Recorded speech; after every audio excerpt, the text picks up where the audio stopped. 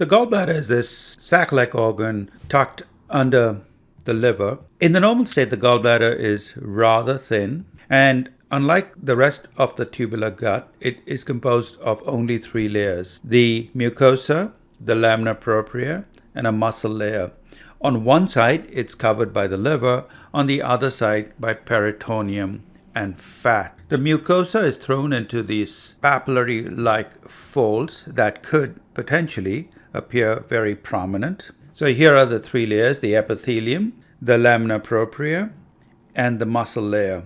What the gallbladder lacks and the rest of the tubular gut has is a muscularis mucosae. So the muscularis mucosae in the tubular gut would appear here. It is absent in the gallbladder, and therefore there is no submucosa either. The muscle layer, unlike the rest of the tubular gut, is also relatively thin and rather disorganized.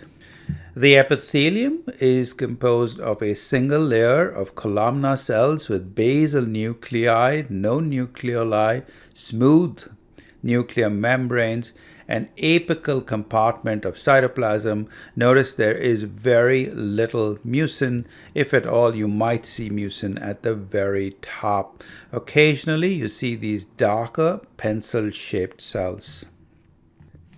The lamina propria is relatively loose, paucicellular, and has a few lymphocytes and very occasional plasma cells as well as mast cells. The muscle layer, as we stated, is disorganized. There are obviously vessels and nerves throughout the layers. Now, these glandular units are obviously generally confined to the mucosa, but occasionally they can take a dip into the muscle. You can have these dips, which are referred to as Rokitansky-Aschoff sinuses, in the normal gallbladder, but they are generally not prominent. When you see Rokitansky-Aschoff sinuses, which are these dips of glands into the muscle layer, that is generally considered abnormal. The muscle layer will also show occasional ganglion cells. However, interstitial cells of Cajal are not seen.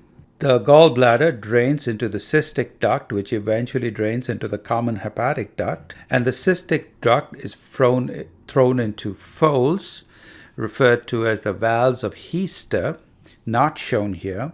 The lining epithelium of the cystic duct is very similar to the rest of the gallbladder, tall columnar cells. There is, however, one difference between the cystic duct and gallbladder, and that is the cystic duct has these glandular units just under the epithelium, generally organized as round to oval aggregates of cells. These cells contain a fair amount of intracellular pale mucin. A couple of things that you see very occasionally in the gallbladder. This is not a normal gallbladder. This is extremely edematous, but what I want you to focus on are these structures. These are referred to as Lushcast ducts.